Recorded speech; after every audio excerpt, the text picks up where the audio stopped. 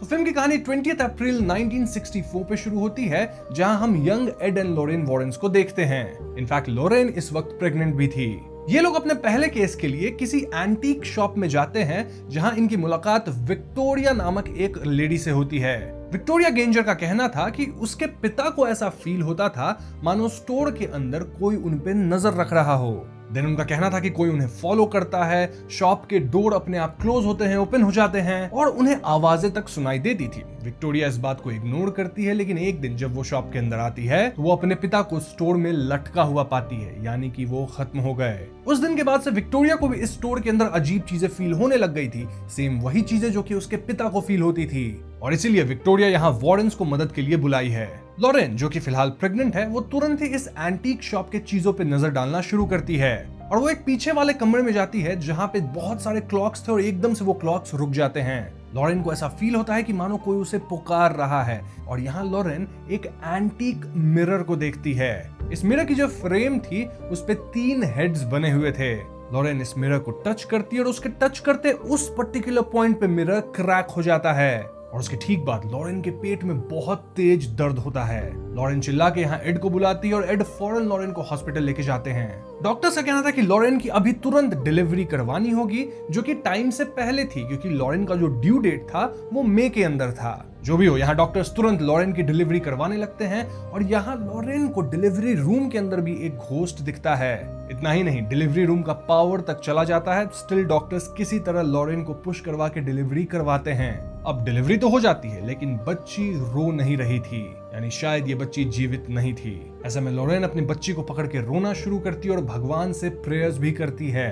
तकरीबन 1 मिनट बाद एकदम से बच्ची रोना शुरू करती है, यानी कि बच्ची जिंदा हो गई थी या हम कह सकते हैं कि वो बच गई। खुश होकर लॉरेन अपनी बेटी का नाम जूडी वॉरेन रखती है। इसके बाद हमें जूडी के बड़े होने का एक मोन्टाज दिखाया जाता है और हम ये भी समझ पाते हैं कि जूडी को बचपन से ही कुछ डरावने विजन्स आते हैं। लॉरेन जूडी को इन विजन्स को सप्रेस करने के लिए कहती है।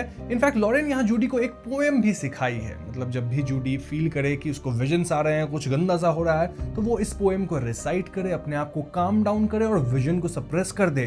Poem was something like Lucy Locket lost a pocket, Kitty Fisher found it, not a penny was in it, only ribbon around it. इसके बाद जूडी आंख बंद करके कहती थी you are not there. Then Judy को जो भी विजन्स आ रहे थे या जो भी हॉन्टिंग हो रही होती थी, उससे जूडी को काफी रिलीफ मिल जाती थी। इस सीन से क्लियर था कि लॉरेन के पास जो पावर्स है, सेम पावर्स कहीं ना कहीं जूडी के पास भी है, लेकिन लॉरेन अपनी बेटी को इन विजन्स को सप्रेस करने के लिए कहती है, पावर्स का इस्तेमाल करने नहीं देती। यहाँ से कहानी 1986 में आ जाती है और हम देख पाते हैं पेंसिल्वेनिया के वेस्ट पिटसन की कहानी। मतलब इस शहर में हम स्मर्ल फैमिली को देख पाते हैं। इस फैमिली में कुल 8 लोग हैं। सबसे पहले तो स्मर्ल फैमिली के माता पिता Jack and Janet Smurl, then इनकी 4 बेटियां जिनका नाम है Dawn, Heather, Shannon and Carin. और हाँ, जैक के जो माता पिता हैं वो भी इस घर में रहते हैं, तो हो गए कुल मिला के 8। और अगर 8 लोग एक छोटे से घर में रहेंगे तो घर में कितनी हलचल मस्ती होगी ये आप समझ ही सकते हैं। हमें दिखाया जाता है कि हेदर की कॉन्फर्मेशन होने वाली है और चर्च में उसकी कॉन्फर्मेशन होती भी है। अब जिन्हें कॉन्फर्मेशन नहीं पता उन्हें मैं बता दूं कि कॉन्फर्मेशन एक क्रिश्चियन संस्कार है जिसमें व्यक्ति अपने विश्वास को मजबूती से स्वीकार करता है और पवित्र आत्मा से भरपूर होता है। खैर, कॉन्फर्मेशन के बाद स्मर्ल्स घर के अंदर सेलिब्रेट करते हैं और ऐसे में हेदर के जो ग्रैंड पेरेंट्स थे वो उसे एक मिरर गिफ्ट करते हैं। दोस्तों, ये वही मिरर है जिससे वॉरेंस का सामना 1964 में हुआ था और हेदर के ग्रैंड पेरेंट्स को ये मिरर एक स्वैप मीट के दौरान काफी सस्ते में मिल गया था। नाउ हेदर को ये मिरर उतनी कुछ खास पसंद नहीं आती, स्पेशली इस बात से कि मिरर पे ऑलरेडी एक क्रैक थी और ये क्रैक कैसे आई है वो आप जानते हैं। लॉरेन जब टच की थी तभी ये क्रैक आई थी। जो भी हो, हेदर इसके बाद अपना केक कट करने के लिए जाती है। उसमें कैंडल लगा होता है, लेकिन कैंडल उसके ब्लो करने से पहले ही बुझ जाता है। मतलब कोई अनजान शक्ति उसके केक के कैंडल को बुझा दी थी और इसके बाद हेदर के ऊपर सीलिंग से लाइट गिर जाती है। इससे हेदर के सर में थोड़ी चोट भी आती है। इन सीन से हम व्यूअर्स क्लियरली समझ पाते हैं कि जब से मिरर इनके घर में आई है, इनके घर में हॉन्टिंग्स शुरू हो चुकी है। दूसरी तरफ हम वॉरेंस को देखते हैं जो कि 1986 के दौरान नए केसेस वगैरह लेना छोड़ चुके हैं। रादर वो ट्रैवल करते हैं, हॉरर, सुपरनैचुरल, इन सभी चीजों पे लेक्चर्स देते हैं और मोस्टली उन्होंने नए केसेस को नहीं लेने का कदम इसलिए उठाया है क्योंकि अगर आपको याद हो तो पिछली बार एड को एक हार्ट अटैक आ गया था और इस हेल्थ कंडीशन में एड का नए केसेस को लेना सही नहीं होगा। लोग वार्डन्स के लेक्चर्स में उनका मजाक बनाते हैं क्योंकि इन जनरल लोग भूत प्रेत में नहीं मानते और ये बात जूडी को पसंद नहीं है। वैसे जूडी अब खुद बड़ी हो चुकी है और पिछले 6 महीने से वो एक बंदे को डेट कर रही है जिसका नाम है टोनी। जूडी को आज भी विजन्स आते हैं लेकिन वो वही पोएम गा के अपने विजन्स को सप्रेस करती है। तो एक रात रेस्टोरेंट में डिनर करते वक्त जूडी अपने पेरेंट्स को बताती है कि अगली जो एड की बर्थडे आ रही है जो कि काफी नजदीक है उसमें वो टोनी को भी इनवाइट की है। ये सुन के लॉरेन बहुत खुश थी लेकिन एड कहीं ना कहीं उतने खुश नहीं थे क्योंकि वो टोनी को अब तक एक्सेप्ट नहीं कर पाए थे। वैसे डिनर के दौरान यहाँ जूडी को फिर से विजन आते हैं। इनफैक्ट लॉरेन भी यहाँ जूडी के कंधे पे एक घोंसली हाथ देखती है। लॉरेन इस चीज को इग्नोर कर देती है। वहीं अगर स्मर्ल फैमिली की बात की जाए तो उनके घर की हॉन्टिंग्स दिन प्रतिदिन बढ़ते जा रही थी। जैनेट को घर के बेसमेंट में एक डरावना आदमी दिखता है लेकिन लाइट ऑन करने पे वहां बस एक तस्वीर थी।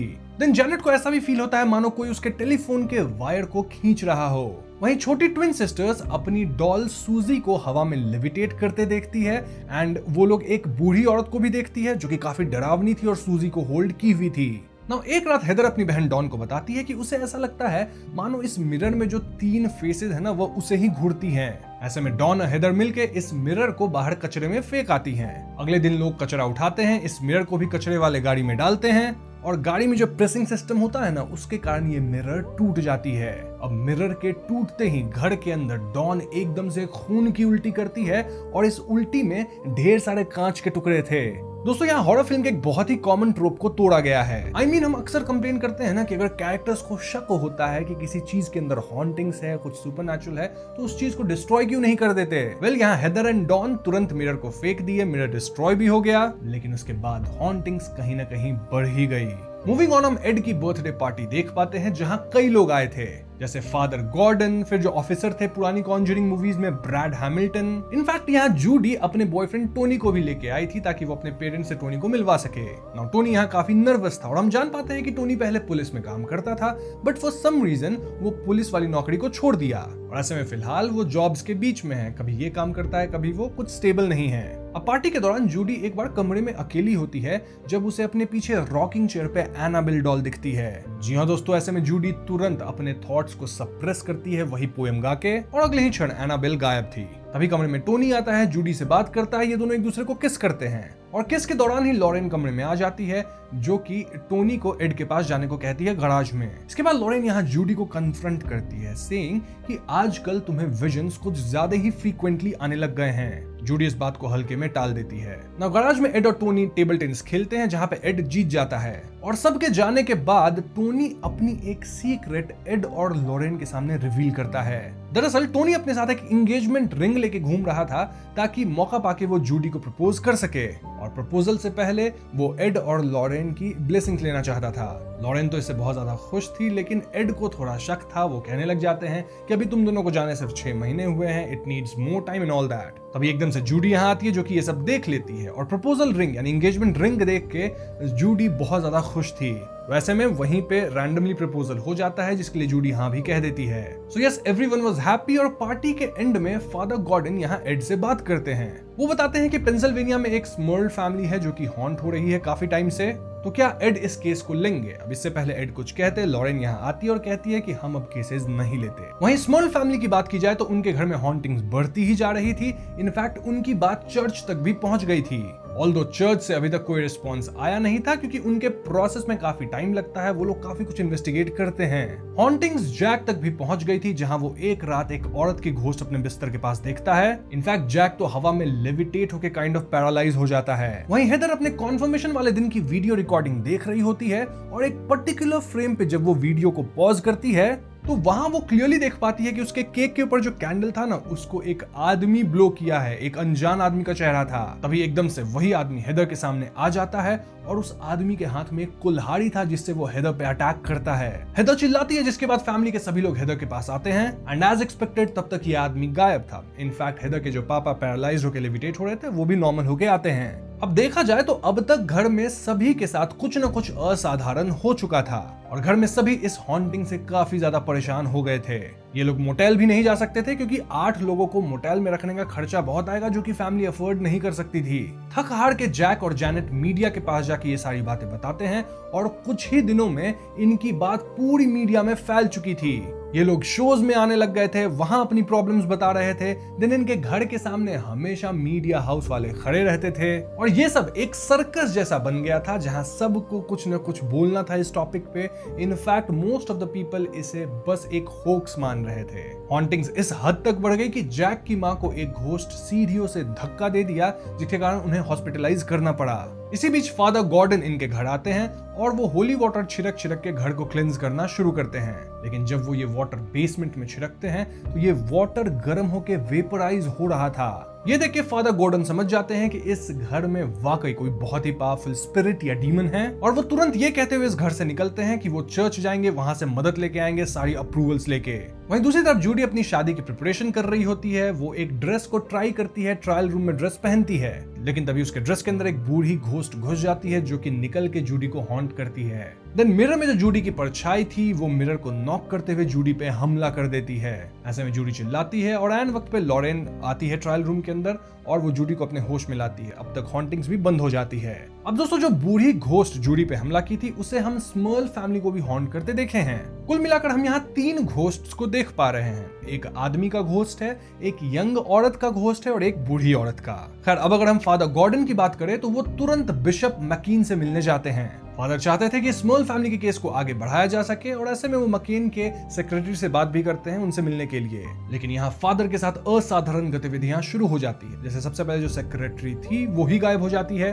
दिन कमरा थोड़ा डार्क होता है, डोर्स वगैरह अपने आप बंद हो जाते हैं और यहाँ एक सुपरनैचुरल एंटिटी फादर को हॉन्ट करना शुरू करती है। फादर खुद को डिफेंड करते हैं एक क्रॉस की मदद से, लेकिन इस क्रॉस में आग लग जाती है और इससे फादर का हाथ भी कहीं ना कहीं जल जाता है। In the end father demon से पोजेस हो जाते हैं या फिर डीमन उनके ऊपर हावी होता है और ऐसे में फादर मॉपिंग मशीन होता है ना, उसका वायर लेते हैं और खुद के साथ गलत करते हैं, if you know what I mean. खैर, अगले सीन में हम वॉरेंस को देखते हैं जहां पे एड टोनी के साथ बॉन्ड करने की कोशिश कर रहा था और यहाँ एड टोनी को अपने घर का बेसमेंट दिखाता है, मतलब वही जगह जहां पे एड सारे हॉन्टेड चीजों को रखते हैं, जो कि फिलहाल म्यूजियम बन चुका है। तो मैं इस वीडियो में उसे म्यूजियम ही कहूंगा, मतलब वॉरेंस का म्यूजियम। एड बताते हैं कि इन हॉन्टेड चीजों को इसी तरह से कंटेन करके रखा जा सकता है जैसे जिनी को एक बॉटल में पकड़ा जाता है, क्योंकि इन हॉन्टेड चीजों को डिस्ट्रॉय करने का परिणाम और भी भयानक हो सकता है। अभी एकदम से लॉरेन और जूडी यहाँ पे आती है और वो एकदम टूटी हुई दिख रही थी। बेसिकली इन्हें फादर गॉर्डन के गुजर जाने की न्यूज मिल गई थी, जिससे सभी टूट जाते हैं। तो इसके बाद हमें फादर गॉर्डन का फ्यूनरल दिखाया जाता है जहां काफी सारे लोग आए थे, इंक्लूडिंग वॉरेंस और टोनी भी था। फ्यूनरल के बाद जूडी फादर गॉर्डन के कॉफिन को टच करती है एंड अचानक से उसे कुछ विजन्स आते हैं जिसके बारे में वो अपने माता पिता को नहीं बताती। अब यहाँ वॉरेंस की मुलाकात फादर जीगलर से होती है जो कि बताते हैं कि फादर गॉर्डन एक्चुअली में पेंसिल्वेनिया गए थे और वहीं पे समाप्त हुए। और ये सुन के वॉरेंस को कहीं ना कहीं अंदाजा लग जाता है कि फादर गॉर्डन जो समाप्त हुए हैं उसमें कहीं ना कहीं स्मर्ल हॉन्टिंग से कनेक्शन है। खैर, इसके बाद लॉरेन जब अपने घर के सिंक को अनक्लॉग कर रही होती है तब एकदम से सिंक के अंदर खून भर जाता है और ओवरफ्लो होता है। सिंक के अंदर लॉरेन को अपनी लॉकेट मिलती है जिसके अंदर जूडी की फोटो थी and it was a clear sign कि जूडी किसी तरह के खतरे में है और यही हिंट लॉरेन को मिल रहा है। लॉरेन तुरंत घर में जूडी को खोजती है, लेकिन टोनी से उसे पता लगता है कि जूडी पेंसिल्वेनिया चली गई है, वो भी स्मर्ल फैमिली के घर में। जी हाँ दोस्तों, ऐसे में वॉरेंस और टोनी फाइनली स्मर्ल फैमिली के घर पे पहुंचते हैं और मीडिया उनके पीछे दौड़ती है। मीडिया को इग्नोर करते हुए यहाँ वॉरेंस स्मर्ल फैमिली से मिलते हैं और वॉरेंस का यहाँ प्लान सिंपल था। वो किसी तरह के एग्जॉर्सिज्म या फिर केस को लेने नहीं आए थे, रादर वो सिर्फ जूडी को यहाँ से वापस ले जाते और किसी तरह से केस में इन्वॉल्व नहीं होते। लेकिन जूडी खुद यहाँ अड़ जाती है कि बिना स्मर्ल फैमिली की मदद किए वो यहाँ से नहीं जाएगी। ऐसे में अंततः न चाहते हुए भी एड एंड लॉरेन दोनों को मानना पड़ता है कि ठीक है, हम भी स्मर्ल फैमिली की मदद करेंगे, उनके केस को लेंगे। अब दोस्तों, इस पॉइंट पे हम व्यूअर्स क्लियरली समझ पाते हैं कि जब जूडी फादर गॉर्डन के कॉफिन को टच करी थी तो उसे फादर के खत्म होने वाले सारे इवेंट्स दिखे थे विजन के अंदर। तभी वो उस घटना को स्मर्ल फैमिली से कनेक्ट कर पाई क्योंकि फादर गॉर्डन स्मर्ल फैमिली से मिले थे और इसीलिए जूडी स्मर्ल फैमिली के घर तक आई है ताकि वो इनकी मदद कर सके। मोरओवर कहीं ना कहीं डीमन जो है वो जूडी को अपने पास लाना चाहता है क्योंकि डीमन का जूडी के साथ हिस्ट्री रहा है। याद हो अगर बर्थ हुआ था किस तरह से जूडी का। तो हाँ, ये चीजें आके आपस में मिल गई हैं और अब वॉरेंस स्मर्ल फैमिली की मदद करेंगे। तो अब क्योंकि वॉरेंस ऑफिशियल इस केस पे आ गए थे तो वो स्मर्ल फैमिली के मेंबर्स से उनकी स्टेटमेंट लेते हैं, उनसे पूछते हैं कि भैया किस तरह की हॉन्टिंग्स हो रही है। इसी बीच हम टोनी के पास्ट के बारे में भी जान पाते हैं, स्पेशली ये बात कि टोनी आखिर क्यों पुलिस वाली जॉब को छोड़ दिया था। टोनी एड को बताता है कि वो ब्लूमफील्ड में एज ए कॉप नौकरी पे था और एक दिन उसे फोन आता है कि आसपास कहीं डोमेस्टिक वायलेंस हो रही है। टोनी उस जगह पे पहुंचता है, घर का दरवाजा नॉक करता है, लेकिन एकदम से दरवाजा तोड़ते हुए एक आदमी शॉटगन लिए निकलता है और वो टोनी पे न सिर्फ शॉटगन तान देता है बल्कि चला भी देता है, बट लकीली चलती नहीं शॉटगन। ऐसे में टोनी को मौका मिल जाता है कि वो आदमी को गिरा सके, उसे अरेस्ट कर सके and all that. Now the surprising part was कि टोनी का पार्टनर उसे बताता है कि एक्चुअली शॉटगन लोडेड थी, उसमें गोलियां भी थी, किसी माल फंक्शन के कारण वो चली नहीं। यानी कि टोनी बाय लक उस दिन बचा, वरना वो पक्का समाप्त हो जाता। ऐसे में टोनी अगले ही दिन पुलिस वाली जॉब को छोड़ दिया। देन वो तुरंत रिंग खरीद लिया ताकि वो जूडी को प्रपोज कर सके, क्योंकि लाइफ का कुछ पता नहीं। वहीं दूसरी तरफ लॉरेन इस घर में अपने विजन्स की मदद से यहाँ की स्पिरिट्स को भांप रही थी और हम देख पाते हैं कि जूडी भी इन चीजों को फील कर रही थी, लेकिन लॉरेन अगेन उसे रोकती है। लॉरेन घर के बेसमेंट में जाती है जहां से उन्हें इस घर के पास्ट के बारे में पता चलता है। वो तुरंत एड को बाहर जाके इस बारे में बताती है। दरअसल काफी साल पहले इस जगह पे घर नहीं था, रादर फार्म लैंड था। तब यहाँ हस्बैंड वाइफ काम कर रहे थे, जो कि दोनों काफी ज्यादा वाइल्ड लोग थे। वाइफ का चक्कर किसी दूसरे इंसान से चल रहा था और जब हस्बैंड को ये बात पता चली तो वो एक कुल्हाड़ी लेकर अपनी बीवी को समाप्त किया। इतना ही नहीं, वो वहां रह रही एक एल्डरली मदर को भी समाप्त किया और खुद को भी खत्म किया।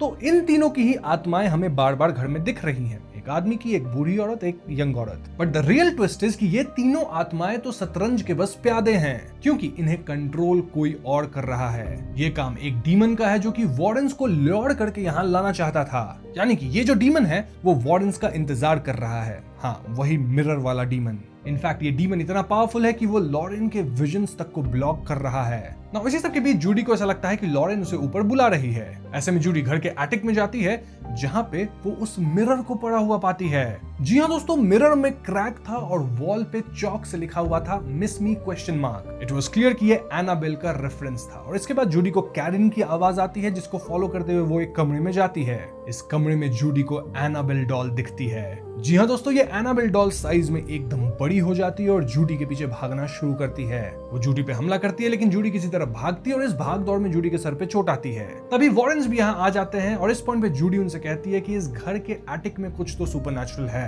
वार्डन्स फौरन एटिक में जाते हैं और उन्हें वहाँ वही सुपरनैचुरल मिरर दिखता है। इसे देख वार्डन्स शॉक में थे। इनफैक्ट हेदर और डॉन भी शॉक में थे, क्योंकि इन्होंने क्लियरली इस मिरर को बाहर फेंका था। लॉरेन यहाँ इस मिरर को टच करती है और वो कहती है कि यहाँ कुछ तो बदला है, समथिंग्स चेंज्ड। इसके बाद वार्डन्स मर्ल्स को बताते हैं कि कैसे ये मिरर उनके पहले केस से रिलेटेड है और उस केस को वार्डन्स कभी सॉल्व नहीं किए थे, इनफैक्ट छोड़ के भाग गए थे। क्यों? क्योंकि वार्डन्स उस वक्त काफी यंग थे और जूडी के बर्थ में जो कॉम्प्लिकेशंस हुए थे उसके बाद वो उस केस को लेना नहीं चाहते थे।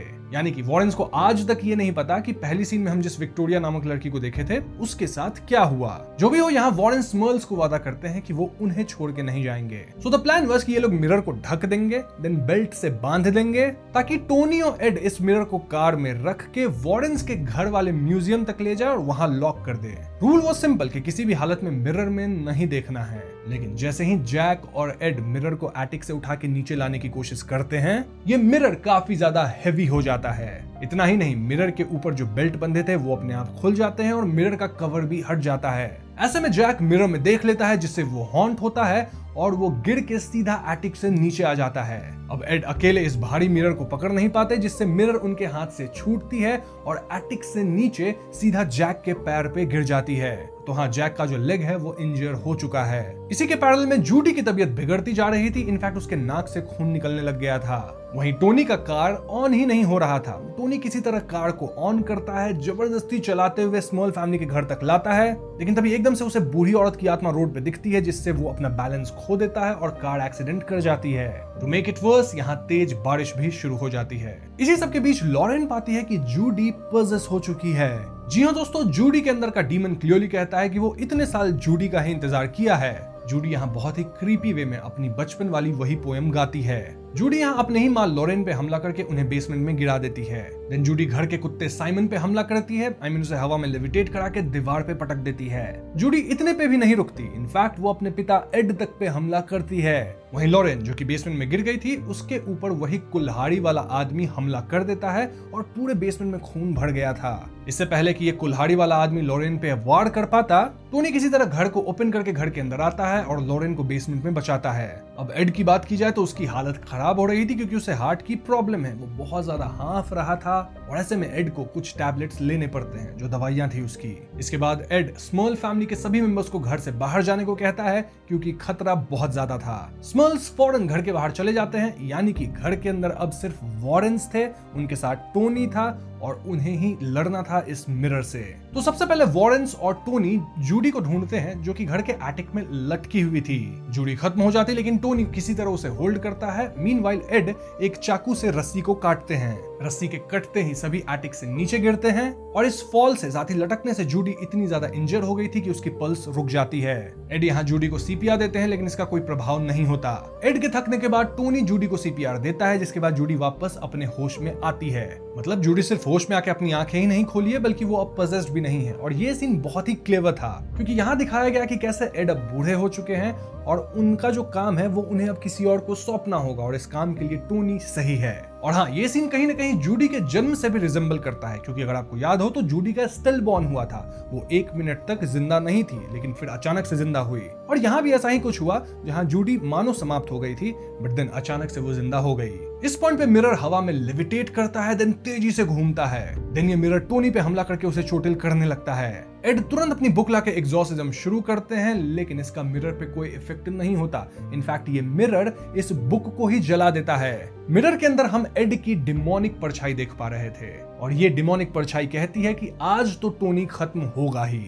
एक पॉइंट पे ऐसा लगता है मानो टोनी वाकई नहीं बचेगा, लेकिन वॉरेन्स उसे बचाने की कोशिश किए जा रहे थे। अगेन दिस सीन रिप्रेजेंट्स कि कैसे ये लोग टोनी को एक्सेप्ट कर चुके हैं एज ए वॉरेन, मतलब अपनी फैमिली में। तो हाँ, टोनी खत्म होने वाला है लेकिन तभी लॉरेन अपनी बेटी जूडी से कहती है कि तुम्हारी जो विजन है, तुम्हारी जो पावर्स है उसे अपना लो। जी हाँ दोस्तों, यहाँ पहली बार लॉरेन अपनी बेटी जूडी से अपनी पावर्स को यूज करने कह रही है। मतलब उनसे दूर मत भागो, don't look away, do not shut it down. और ऐसे में ये तीनों वॉरेन्स मिलकर टोनी को बचाने जाते हैं, यानी कि मिरर को टच करते हैं। मिरर को टच करना मतलब ये लोग मिरर के अगेंस्ट फाइट कर रहे हैं और मिरर में हम क्लियरली इनके डिमोनिक वर्जन्स को भी देख पाते हैं जो कि फाइट बैक कर रहे थे।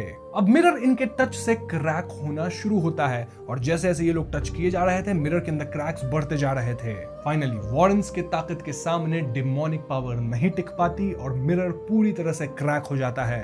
मतलब हम मान सकते हैं कि मिरर के अंदर जो डीमन है वो फाइनली एक्सोरसाइज हो चुका है। इनफैक्ट मिरर पे जो 3 फेसेस लगे हुए हैं ना, उस पे भी हम क्रैक आते हुए देखते हैं और मिरर के अंदर से वेपर जैसा कुछ निकलता है, डिपिक्टिंग कि इसके अंदर जो डीमन है वो निकल चुका है, या अगर निकला नहीं है तो एटलीस्ट पैसिफाई तो हो ही चुका है। तो हाँ, टोनी फाइनली बच गया और कहीं ना कहीं अब वो वॉरेन्स फैमिली का हिस्सा है। इसके बाद हम एड और टोनी को देखते हैं जो कि फाइनली इस मिरर को लेके वॉरेन्स वाली म्यूजियम में लॉक कर दिए हैं। इस पॉइंट पे एड म्यूजियम की टोनी को दे देता है। अगेन लाइक आई सेड, ये डिपिक्ट करता है कि एड फाइनली टोनी को ना सिर्फ अपनी फैमिली का हिस्सा मान रहा है बल्कि टोनी को अपने सक्सेसर के रूप में देख रहा है। मतलब एक ऐसा बंदा जो कि एड की लेगेसी को आगे लेके जाएगा। फिर आगे के सीन में हम टोनी और जूडी की शादी भी देख पाते हैं। यहाँ वो सभी लोग आए थे जिनकी हेल्प वॉरेन्स किए थे। लाइक फर्स्ट कॉन्जरिंग मूवी थी ना, वहां के सारे लोग, देन जितने भी कास्ट मेंबर्स में इंपॉर्टेंट पीपल थे वो सब, इनफैक्ट जो एक्टर नन प्ले की हैं वो भी दिखी। इतना ही नहीं, हमें डायरेक्टर तक दिख जाते हैं, जेम्स वॉन भी दिख जाते हैं। मैरिज के बाद जो डांस वगैरह होता है उसके दौरान लॉरेन एड से कहती है कि उसे एक बहुत ही बढ़िया विजन आया है। विजन ये था कि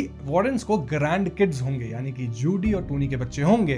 देन वॉरेन्स बुक लिखेंगे जो कि बहुत टेरिबल से बुक होगी, स्टिल वो लोग बुक लिखेंगे। देन ये लोग अपनी नॉलेज को पास ऑन करेंगे, जो कुछ भी ये लोग सीखे हैं हॉन्टिंग के बारे में ओवर द ईयर्स। फिर लाइफ में नॉर्मल एडवेंचर्स करेंगे जैसे बाइक राइड पे जाना, ना कि घोस्ट वाले एडवेंचर्स। बट मोस्ट इंपॉर्टेंटली ये लोग लोगों की मदद करना नहीं छोड़ेंगे। मतलब रियल केसेस अब नहीं लेंगे, फील्ड वर्क पे नहीं जाएंगे, लेकिन फोन पे लोगों की मदद जरूर करेंगे। यहीं पे फिल्म खत्म होती है, जिसके बाद हमें टेक्स्ट में लिख के कुछ इन्फो दी जाती है। लाइक स्मॉल फैमिली उस घर में 3 साल और रहे, जिसके बाद वो लोग घर चेंज किए, लेकिन उन 3 सालों में उनके साथ कुछ हॉन्टिंग्स वगैरह नहीं हुई। फिर एड हार्ट अटैक के कारण 79 की एज में चल बसे। वहीं अगर लॉरेन की बात की जाए तो उनकी मौत नेचुरली हुई थी 92 के एज में। यहाँ हम व्यूअर्स को एड और लॉरेन के रियल फोटोज दिखाए जाते हैं, उनके रियल लाइफ केसेस के बहुत सारे रिकॉर्डिंग्स दिखाए जाते हैं, चाहे वो केस पहली कॉन्जरिंग मूवी की हो, दूसरी कॉन्जरिंग मूवी की, या जो भी केस होता है उसकी रियल लाइफ फुटेजेस हम देख पाते हैं and many photos. Then credits roll होता है और क्रेडिट के एंड में हम रियल एड को इस रियल मिरर के पास देख पाते हैं।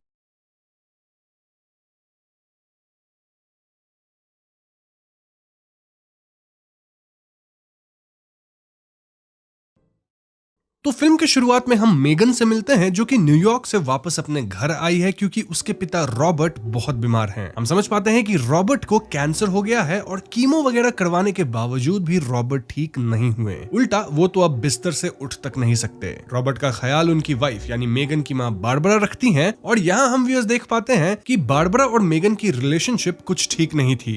बारबरा को ऐसा लगता था कि मेगन अपने पिता का ख्याल रखने तब तक नहीं आई जब तक इट वॉज टू लेट, और मेगन को अपनी माँ बहुत ज्यादा कंट्रोलिंग लगती थी, इतनी कि वो मेगन को ठीक से बताती तक नहीं थी कि उसके पिता कितने बीमार हैं। हम ये भी देख पाते हैं कि मेगन अपनी माँ से छुप के स्मोक करती है, डिपिक्टिंग कि अब भी उसके मन में अपनी माँ को लेके कितना डर है। खैर तो आगे मेगन अपने पिता का ख्याल रखने जाती है और वो देखती है कि रॉबर्ट के टॉयलेट सीट से पी लीक कर गया था। ऐसे में मेगन उसे साफ करने लगती है और तब वो रॉबर्ट के आसपास कुछ अजीब चीजें पाती है। लाइक रॉबर्ट के बेड के नीचे एक पोटली में ह्यूमन टीथ थे। देन रॉबर्ट के बेड साइड पे कुछ स्टोन्स थे। इसके अलावा कुछ अजीब रिचुअलिस्टिक चीजें थी, मानो यहाँ किसी तरह का झाड़ फूक चल रहा हो। मेगन इन चीजों को हटाती है लेकिन बारबरा आके सब कुछ वापस से सेट करती है, सेइंग कि इन सब की एनर्जी से रॉबर्ट ठीक हो सकते हैं। इस सीन को देख के हम व्यूअर्स क्लियरली समझ पाते हैं कि बारबरा ऐसी अंधविश्वास में बहुत मानती है, तभी तो उनके घर में हर जगह फेदर्स लटके हैं और तरह तरह के ऐसी चीज है जो कि बारबरा के हिसाब से पॉजिटिव एनर्जी जनरेट करती है। मेगन जब अपनी माँ से कहती है कि उन्हें इन चीजों में नहीं मानना चाहिए तो बारबरा कह देती है कि मेगन के अंदर बहुत नेगेटिविटी है। खैर माँ बेटी के झगड़े के बीच हम एक और बात समझ पाते हैं कि बारबरा अपने पति को डोसेज के हिसाब से आधी दवा दे रही थी। जब एक नर्स रॉबर्ट को चेक करने आती है तो वो ये बात भांप लेती है, जिसके बाद ये नर्स मेगन को अकेले में बता देती है कि उन्हें रॉबर्ट को फुल डोसेज में मॉर्फिन देना चाहिए क्योंकि इसी से रॉबर्ट का जो दर्द है वो कंट्रोल होता है। नाउ नर्स के जाने के बाद मेगन यहाँ अपनी माँ से एक नॉन प्रॉफिट ऑर्गेनाइजेशन के बारे में बात करती है। दरअसल मेगन और उसके पिता मिलकर कुछ बच्चों की मदद करना चाहते थे थ्रू दिस ऑर्गेनाइजेशन, मतलब यहाँ स्कॉलरशिप वगैरह मिलेगा बच्चों को, और ये लोग फंडिंग भी उसके लिए रेज कर रहे थे। लेकिन अनफॉर्चुनेटली फंडिंग पूरी तरह से रेज नहीं हो पाई और इसलिए मेगन वाज होपिंग कि बारबरा मेगन को कुछ पैसे देगी for her non profit organisation. ये सुन के बारबरा गुस्सा हो जाती है, सेइंग कि फंडिंग रेज ना कर पाना मेगन की फेलियर है और इसके लिए बारबरा उसे फूटी कौड़ी भी नहीं देगी। इस बात पे अगेन इन दोनों के बीच झगड़ा हो जाता है और बारबरा ये तक कह देती है कि मेगन बार बार उनसे पैसे क्यों मांगती है। अब झगड़ा शांत होने के बाद मेगन अपनी माँ से कहती है कि वो काफी दिनों से रॉबर्ट का ख्याल रख के परेशान हो गई होंगी, ऐसे में वो एक नाइट के लिए ब्रेक ले ले। इस दौरान मेगन रॉबर्ट का ख्याल रख लेगी। बारबरा ना चाहते हुए भी ब्रेक लेने को मान जाती है और यहाँ हम व्यूअर्स देखते हैं कि बारबरा अपने बाल भी नोचने लग गई थी। इनफैक्ट अपने नोचे हुए बाल को वो जमा कर रही थी। मतलब द बॉयज सीरीज में एशली बाल नोचती थी और यहाँ एशली मेगन की माँ अपनी बाल नोच रही है। जोक्स अपार्ट, रात को बारबरा कार से निकलती है और यहाँ हम मेगन को फोन पे लेसी से बात करते सुनते हैं, जहाँ लेसी पूछ रही होती है कि क्या मेगन को ऑर्गेनाइजेशन के लिए पैसे मिले। मेगन लेसी से कहती है कि वो पैसे जरूर लेके आएगी और यहाँ हम उसको ये बताया नहीं जाता कि लेसी मेगन से किस तरह से रिलेटेड है। तो दो पॉसिबिलिटीज है, शायद वो मेगन की बिजनेस पार्टनर हो या फिर गर्लफ्रेंड भी हो सकती है। वहीं दूसरी तरफ हम बारबरा को देखते हैं जो कार से बाहर जाती तो है लेकिन वो डिनर वगैरह पे नहीं जाती, रादर कार में ही बैठी होती है और वहाँ वो अपने हेयर्स का गुच्छा बना के उसमें अजीब ऑब्जेक्ट्स लगा रही थी, इंक्लूडिंग देयर वेडिंग रिंग्स। इस सीन को देख के हम व्यूअर्स क्लियरली समझ पाते हैं कि बारबरा किसी तरह के रिचुअल की प्रिपरेशन कर रही है। Now coming to Megan, well उसे कमरे में सीलिंग एंड वॉल से स्क्रैचिंग के साउंड्स आते हैं और तभी एकदम से रॉबर्ट दर्द में चिल्ला उठते हैं। मेगन पहले तो अपने माँ को कॉल करने का सोचती है बट देन वो खुद से ही फुल डोज मॉर्फिन अपने पिता को देती है जिससे वो शांत हो जाते हैं। इसके बाद मेगन की आंख लग जाती है जहाँ उसे अपने बचपन का एक सपना आता है। सपने में वो छोटी होती है और अपने पिता के साथ टाइम स्पेंड कर रही होती है, जहाँ पिता मेगन को एक मृत चिड़िया को दिखाकर बता रहे होते हैं कि कैसे लोग एक दिन समाप्त हो जाते हैं लेकिन खत्म होने के बाद भी वो लोगों की यादों में जीवित रहते हैं। इसी दौरान हम बैकग्राउंड में रॉबर्ट के ओल्ड वर्जन को देखते हैं जो कि नग्न थे और तभी मेगन की नींद खुलती है। मेगन पाती है कि उसके पिता बेड से उठ के थोड़ा अजीब बिहेव कर रहे थे और मेगन किसी तरह उनको शांत करके वापस बिस्तर पे सुला देती है। कुछ देर बाद बारबरा वापस लौटती है और वो आते ही रॉबर्ट को टाइम से मॉर्फिन दे देती है। लेकिन दोस्तों मेगन तो पहले ही दवा दे चुकी थी, यानी अनजाने में ये लोग रॉबर्ट को ओवरडोज करवा दिए थे। इस बात पे अगेन दोनों माँ बेटी झगड़ते हैं, देन दोनों रॉबर्ट के अगल बगल सो जाते हैं। अगली सुबह जब मेगन की आंख खुलती है तो वो पाती है कि रॉबर्ट खत्म हो चुके थे। जी हाँ दोस्तों, मेगन तुरंत अपनी माँ को जगाती है और ये दोनों काफी उदास होते हैं। देन रॉबर्ट की मुंह और आंख को बंद कर देते हैं। नाउ थोड़ी देर ग्रीव करने के बाद मेगन पाती है कि उसकी माँ चोरी छुपे किसी से फोन पे बात कर रही थी। पूछने पे वो बस इतना कहती है कि उन्हें रॉबर्ट के शरीर को एक दिन के लिए प्रिजर्व करना है कोल्ड टेम्परेचर में रख के। मेगन बार बार पूछती है कि आखिर बारबरा क्या सोच रही है और ऐसे में बारबरा रिवील करती है कि वो अपनी फ्रेंड डेब के कहने पे एक ऐसे इंसान इंसान से कनेक्ट की हैं जो कि आज रात उनके घर पे आएगा और वो रिचुअल्स वगैरह करके रॉबर्ट को जिंदा कर देगा। जी हाँ दोस्तों, तभी बारबरा पहले से ही रिचुअल वाली चीजें प्रिपेयर कर रही थी और ये सुन के मेगन पूरी तरह भड़क जाती है, क्योंकि कोई भी मेंटली स्टेबल आदमी इन चीजों में यकीन नहीं करेगा। और दोस्तों, यहाँ जो आदमी आने वाला था उसका नाम हमें पूरी फिल्म में बताया ही नहीं गया है, तो उसे मैं द मैन कह के संबोधित करूंगा। एनीवेज, यहाँ फिर से मेगन और बारबरा झगड़ती है और मेगन गुस्सा होकर स्मोक करने जाती है। तभी मेगन को अपने पिता की विजन आती है जो कह रहे होते हैं कि उसे बारबरा को रिचुअल करने देना चाहिए ताकि एक बार को उनके दिमाग को शांति मिल जाए, वरना वो लाइफ टाइम रोती रहेगी सेइंग कि रॉबर्ट को जिंदा किया जा सकता था। ऐसे में मेगन डिसाइड्स कि वो फॉर वन लास्ट टाइम अपनी माँ की हेल्प कर देगी इन दिस रिचुअल ताकि बारबरा के मन को शांति मिल जाए। बस फिर क्या था, ये लोग रिचुअल की तैयारी शुरू करते हैं, जहाँ फर्स्ट स्टेप था रॉबर्ट के सभी चहेते सामान को कमरे से खाली करके जला देना। मेगन यहाँ अपने पिता के साथ वाली बचपन की फोटो बचा के रखना चाहती थी, लेकिन बारबरा क्लियरली कहती है कि उन्हें सब कुछ त्याग करना होगा। इनफैक्ट मेगन उस फोटो की फोटो भी नहीं ले सकती इन हर फोन। देन ये लोग एक कमरे को खाली करते हैं, देन उसमें कैंडल्स और अगरबत्ती जला के रिचुअल के लिए उस कमरे को तैयार कर देते हैं। इसी दौरान मेगन को एक मिरर में घोस्टली आईज भी मल्टीपल टाइम्स दिखती है, जिससे डर के वो मिरर को कवर कर देती है। दोस्तों, आप लोग इस मिरर वाली बात को याद रखना। अब इसके बाद बारबरा मेगन को क्लीन अप करती है और दोनों एक खास तरह की ड्रेस पहन के रिचुअल के लिए तैयार होते हैं। यहाँ मैं आपको एक और बात बता दूं कि मेगन हमेशा ऐसा मानती थी कि उसके पापा एकदम परफेक्ट थे और उसकी मम्मी ही हर प्रॉब्लम की जड़ थी, लेकिन यहाँ उसकी मॉम रिवील करती है कि कैसे रॉबर्ट भी बहुत कंट्रोलिंग थे। इनफैक्ट जब मेगन बच्ची थी और वो डांस में अच्छा करने लग गई थी तो ये बात रॉबर्ट को पसंद नहीं आई, बिकॉज उनके हिसाब से डांसिंग कोई अच्छी चीज नहीं है और इसके लिए वो जेंटली मेगन को डांसिंग से चेस की तरफ फोकस करवा दिए थे। हम ये भी जान पाते हैं कि मेगन अपने पिता के बीमार होने के कारण न्यूयॉर्क नहीं भागी थी, रादर वो अपनी माँ से परेशान होकर न्यूयॉर्क भागी थी। एनीवेज, रात होती है और द मैन इनके घर पे फाइनली आता है। वो अजीब तरह से बिहेव करता है, लाइक मेगन को स्मेल करना, देन बारबरा को स्मेल करना और उसकी दांत को चेक करना। यहाँ हम व्यूअर्स बारबरा के कुछ टीथ मिसिंग पाते हैं, डिपिक्टिंग की फिल्म के स्टार्ट में पोटली के अंदर जो हमने कुछ दांत देखे थे वो मोस्टली बारबरा के ही थे। नाउ बारबरा द मैन को एक बैग देती है, देन द मैन के इशारे पे वो रॉबर्ट के शरीर से कपड़े उतारती है। फिर बारबरा अपने नोचे हुए बाल से जो तलिस्मन जैसा कुछ बनाई थी उसे वो रॉबर्ट को पहना देती है। इसी बीच द मैन कैंडल वाले कमरे को रिचुअल के लिए पूरी तरह से तैयार कर दिया था। आई मीन वो सीलिंग से कुछ अजीब चीजें लटका दिया था, देन वो एक सर्कल भी बना दिया था जिसके अंदर ये रिचुअल होगा। द मैन के कहने पे बारबरा और मेगन रॉबर्ट के शरीर को इस सर्कल में लाके रख देते हैं। अब दोस्तों, यहाँ रिवील होता है कि जो बैग बारबरा मैन को दी थी उस बैग के अंदर पैसे भरे हुए थे। ये देख के मेगन वो शॉक्ड और वो इसके बारे में बारबरा से अकेले में पूछती है। बारबरा बताती है कि वो सारा पैसा द मैन को दे रही है, मतलब आफ्टर दिस रिचुअल बारबरा के पास एक फूटी कौड़ी भी नहीं बचेगी, मतलब कोई सेविंग्स अकाउंट में भी कोई पैसा नहीं होगा। ये सुन के मेगन गुस्सा होती है और रिचुअल शुरू होने से पहले ही जाने की बात करती है, लेकिन फिर मेगन को अपने पिता की विजन आती है, मतलब उसका सबकॉन्शियस माइंड ही उससे कहता है कि ठीक है, अपनी माँ की वन लास्ट टाइम में हेल्प कर देती हूँ इन दिस रिचुअल। तो फाइनली मेगन रिचुअल वाले कमरे में आती है और वो सर्कल में बैठ जाती है। अब तक बैग से पैसे गायब हो चुके थे और द मैन व्हाइट पाउडर से सर्कल को क्लोज कर रहा था। ये सपोजिटली प्रोटेक्शन के लिए था और एक बार सर्कल सील हो गया तो फिर तीनों इस सर्कल से रिचुअल खत्म होने तक नहीं निकल सकते। बारबरा बताती है कि ये रिचुअल 3 बार सरेंडर करके होगा। फर्स्ट सरेंडर ऑलरेडी हो चुका है, जहां इन्हें त्याग करना था रॉबर्ट की चीजों का, मतलब रॉबर्ट्स थिंग्स जो कि इन्होंने शुरू में किया। नाउ सेकंड सरेंडर होगा बॉडी प्रिपेयर करके अदर साइड जाना टू गेट रॉबर्ट्स सोल, और फाइनल यानी थर्ड सरेंडर में ये लोग वापस घर आ जाएंगे। अब दोस्तों, ये सरेंडर्स एक्चुअल में कुछ त्याग करने जैसा था, क्योंकि सेकंड सरेंडर में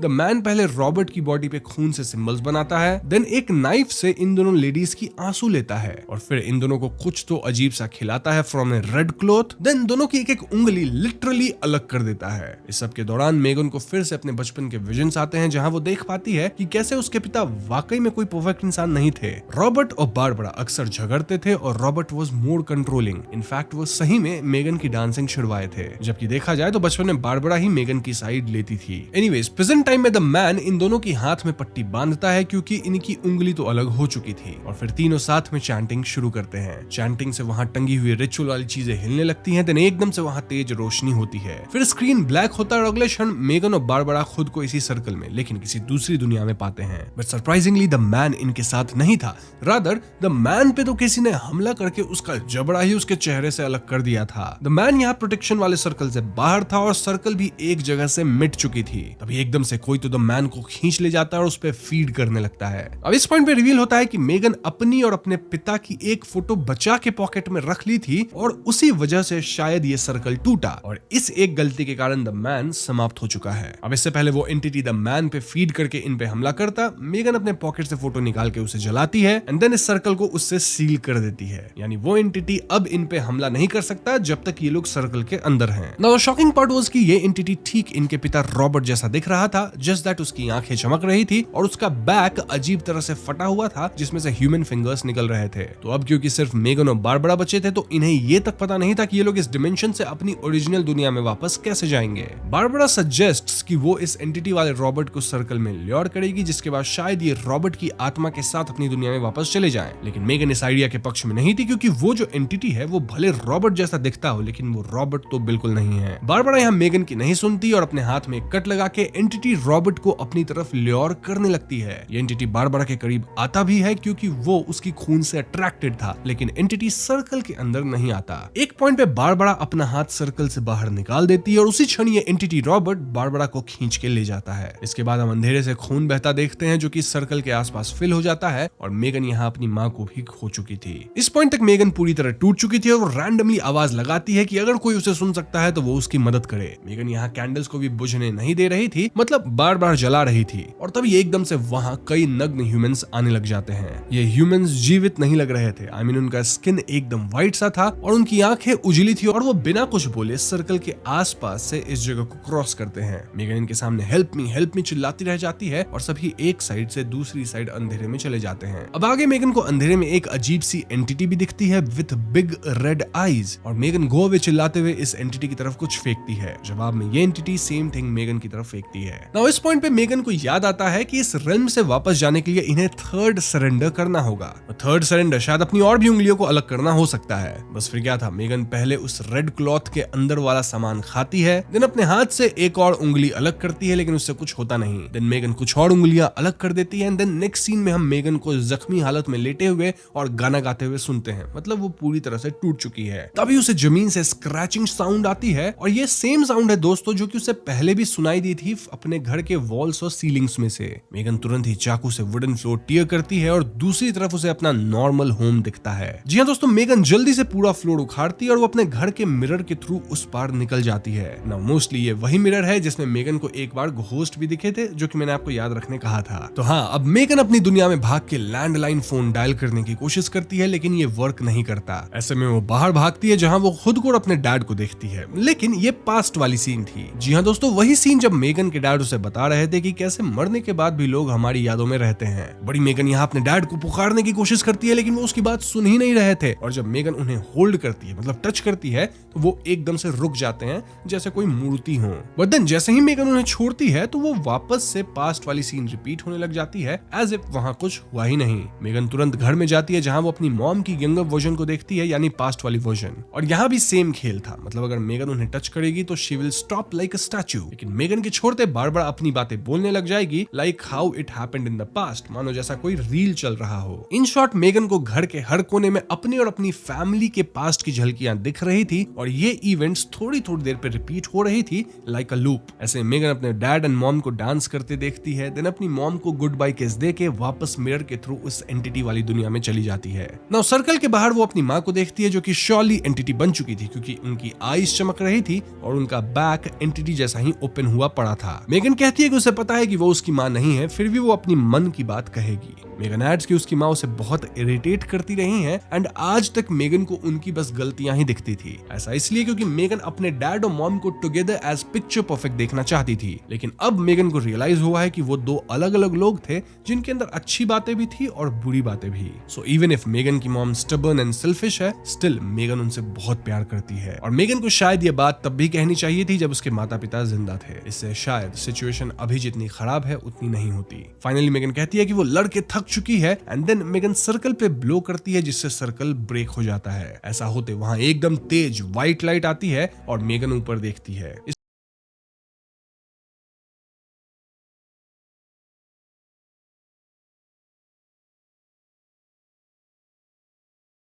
तो कहानी की शुरुआत में हम सोनोदा नाम के एक व्यक्ति को देखते हैं जो इलेक्ट्रोड कैप डाल के ओशन की तरफ देख रहा था। बेसिकली ये वो मशीन है जिससे ब्रेन की फ्रीक्वेंसी रिकॉर्ड की जाती है और इसे आपने ईसीजी करवाते वक्त मरीजों को पहने हुए देखा होगा। खैर अब कोई लेडी बाहर से सोनोदा के विजन को एक स्क्रीन पे देख रही थी और तो और हम समझ पाते हैं कि सोनोदा किसी रिसर्च का टेस्ट सब्जेक्ट था और ये रिसर्च वही लेडी करवा रही थी जिसका नाम इडे था। इडे अब मशीन्स की रीडिंग देखकर घबरा जाती है क्योंकि सोनोदा की ब्रेन की फ्रीक्वेंसी धीरे धीरे कम हो रही थी और इडे अब खुद भी इलेक्ट्रोड कैप और वीआर हेडसेट पहन के सोनोदा के रिल्म में जा घुसती है। वहीं दूसरी तरफ हम सोनोदा के सामने बेड़ियों से जकड़ी एक औरत को देखते हैं जिसे देख सोनोदा काफी डर जाता है और अब सोनोदा के रिल्म में इडे और वो दोनों ही इस क्रीपी लेडी के चंगुल में फंस जाते हैं, जहां ये लेडी सोनोदा और इडे दोनों को ओशन में डुबो के खत्म कर देती है। अब ओशन में हम एक टेंपल की गेट भी लगी हुई देखते हैं जिसे जापानीज में टोरी कहा जाता है और आप इस स्टोरी को ध्यान में रखना क्योंकि ये आगे काफी इंपॉर्टेंट होने वाली है। खैर तो अब जैसे ही वर्चुअल रियलिटी में इडे और सोनोदा खत्म होते हैं तो रियल लाइफ में भी उनकी बॉडी खत्म हो जाती है और ओपनिंग सीन में हम इडे को अपने सीट पे बिल्कुल भीगा हुआ पाते हैं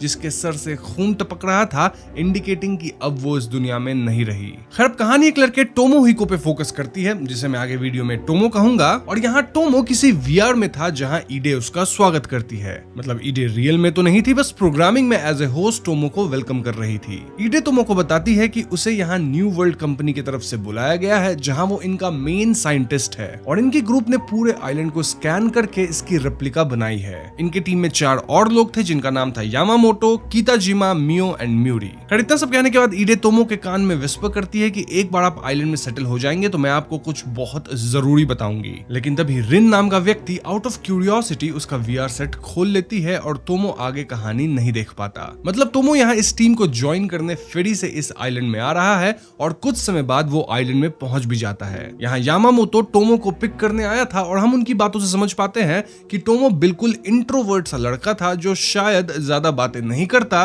और उसने ये रिसर्च में पार्ट इसलिए लिया क्योंकि उसे वीआर में अपने लिए एक ऐसी दुनिया चाहिए थी जहां उसे कोई भी परेशान ना करे। इनके जर्नी के दौरान हम शहर में लगे एक और टोरी को देख पाते हैं जो यहाँ की शमन या प्रीस्टेस का घर था नेम्ड टोकी। तभी इनकी गाड़ी फैसिलिटी में पहुंचती है और हम इन रिसर्चर के सर्वेंट को देखते हैं जिनका नाम शीगे था। शीगे काफी बूढ़े आदमी थे और वो इस टीम का सारा काम कर दिया करते थे, लाइक कुकिंग करना, क्लीनिंग करना वगैरह वगैरह। खैर अब अंदर जाकर टोमो किसी को हाय हेलो बोले बिना ही काम पे लग जाता है जिससे सारे लोग उसे अजीब सा लुक देते हैं। इसके बाद सारे टीम मेंबर्स मिलकर टोमो के ही बनाए हुए वर्चुअल रियलिटी में जाते हैं जिससे सब काफी इंप्रेस हो जाते हैं और वो अपने रिसर्च की पूरी प्रक्रिया इन्हें एक्सप्लेन करने लगता है। सारे लोग उसके काम से बड़े खुश थे लेकिन तभी एकदम से सीन चेंज होता है जहां वीआर की दुनिया में झट से अंधेरा हो जाता है और टोमो उसमें अकेला था और उसके रिस्ट पे 004 मार्क आ गया था। अब टोमो के सामने एक शेड जैसा कुछ तो आता है जहां उसे एक आदमी दिखता है जिसे वही जंजीरों वाली औरत सेड्यूस कर रही थी और वो औरत टोमो को भी हॉन्ट करने लगती है। तभी मियो टोमो का वीआर हेडसेट निकाल लेती है जिससे वो बच जाता है। मतलब ये जो कोई भी औरत थी वो वीआर की दुनिया में लोगों को हॉन्ट कर रही थी और अगर वहां लोगों को हर्ट किया जाए तो रियल वर्ल्ड में भी लोगों की मौत हो जाती थी।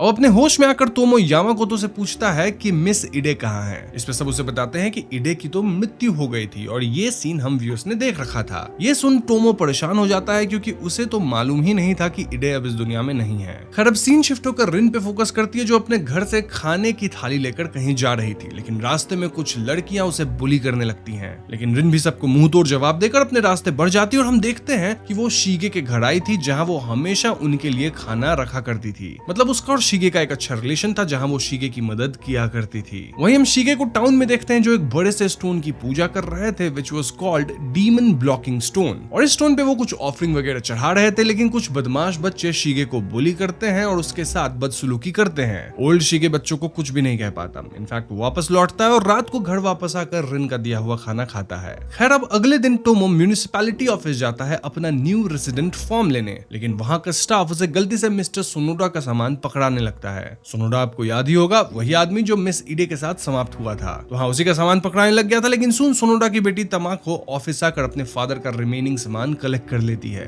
अब वहीं ऑफिस में टोमो को पता चलता है कि मार्च के महीने में इडे की मौत हुई थी और उसे याद आता है कि जो वीआर रिकॉर्डिंग वो देख रहा था उसमें डेट थी 14 मार्च। खैर अब टोमो और तमाको एक ही बस में बैठकर घर जा रहे होते हैं लेकिन उन्हें अपने स्टॉप से पहले ही उतरना पड़ता है क्योंकि बस आधे रास्ते ही खराब हो जाती है। अब तमाको टोमो से रास्ता पूछना चाहती थी लेकिन टोमो उससे कोई बात किए बिना ही वहां से चला जाता है। दोनों अपना रास्ता भूल चुके थे और चलते चलते प्री ईस्टस टोकी के घर के सामने वापस मिलते हैं, जहां अचानक से शीगे दौड़ते हुए आ जाता है, लेकिन वो तोमो को वहां देख अपनी आंखें नीचे कर लेता है। तभी दोनों अंदर तोकी के घर चले जाते हैं, जो उन्हें अपने पास बिठाकर कुछ चैंटिंग्स वगैरह करती है और एक एक कर उनका हाथ पकड़कर कुछ प्रेडिक्शंस करने लगती है। जैसे पहले वो तमाकू का हाथ पकड़ के बताती है कि उसके फादर पानी में डूब के खत्म हुए थे, और तभी तमाकू को हेलुसिनेशन होने लगता है कि उसके पिता के एशेस की बॉक्स से पानी निकल रहा था, लेकिन ये बस तमाकू को ही दिख रहा था। खैर अब तोकी तमाकू का हाथ पकड़ के प्रेडिक्ट करती है कि जो भी उसे फॉलो करेगा वो उसी के समान मरेगा। अब इस बात का कोई सेंस तो नहीं बन रहा था, लेकिन हम तोमो के पीछे सोनोडा और इडे दोनों की आत्मा को खड़ा देखते हैं, और तभी तमाको भी डिजी फील करती है,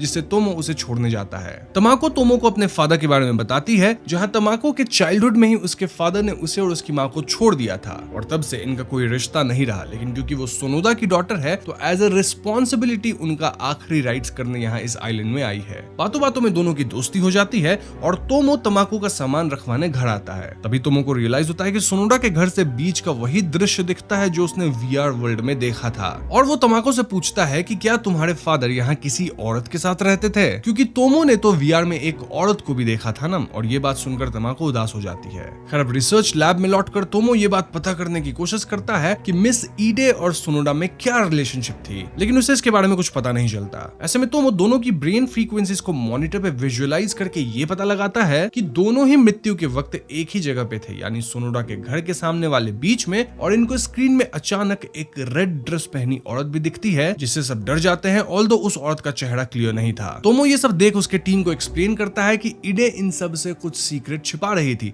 और इनका जो टेस्ट सब्जेक्ट था सोनोडा, उसकी मौत अननेचुरल थी। अब सारे इस पे पूछते हैं कि सोनोडा और इडे एक साथ कैसे खत्म हो सकते हैं। I mean, दोनों तो अलग अलग जगह पे मिले थे ना, जिसपे तोमो इनको ब्रेन सिंक्रोनिसिटी की थियरी समझाने लगता है। अब ब्रेन सिंक्रोनिसिटी उस फिनोमेनन को कहते हैं जहां दो इंडिविजुअल अपने बॉडीली सेंसेस के बियॉन्ड जाकर चीजें शेयर करते हैं। जब दो लोग आपस में सिंक हो जाते हैं, तब वो फियर, जॉय, एंगर सभी तरह के इमोशंस को शेयर करते हैं। अब ऑलरेडी इडे सोनोडा की ब्रेन की इमेजिंग कर रही थी, और एंड मोमेंट में वो खुद के साथ भी यही करी थी to know what's going on with Sonoda. इसलिए दोनों की ब्रेन डेटा सिंक हो गई, और जिस डर से या जिस अजीब तरीके से सोनोडा खत्म हुए, इडे भी सेम तरीके से खत्म हो गई। अब एक अजीब बात यह थी कि इडे की आत्मा को शीगे भी सेंस कर सकता था। खैर अब सवाल यह था कि वीआर के अंदर वो औरत कौन है, और ये जानने के लिए सारे टीम मेंबर्स अपने भी ब्रेन के स्कैन्स देते हैं, जिससे कुछ पता चल सके। इन सभी की मेमोरीज वगैरह मिलाकर भी इस औरत के बारे में कुछ भी पता नहीं चल पाता। वहीं दूसरी तरफ तमाकी, मतलब वही तमाको है जिसको मैं तमाकी बोल रहा हूँ, क्योंकि सबटाइटल्स में तमाको लिखा था और फिल्म के अंदर तमाकी बोला गया है। तो हाँ, अगर मैं तमाको बोलूं या फिर तमाकी, आप समझ जाना मैं उसी की बात कर रहा हूँ। एनीवेज, तमाकी को अपने फादर के सामान में बैंक के पासबुक्स मिलते हैं, जिसमें हर महीने उन्हें एक कंपनी से एक पर्टिकुलर अमाउंट मिलता रहता था,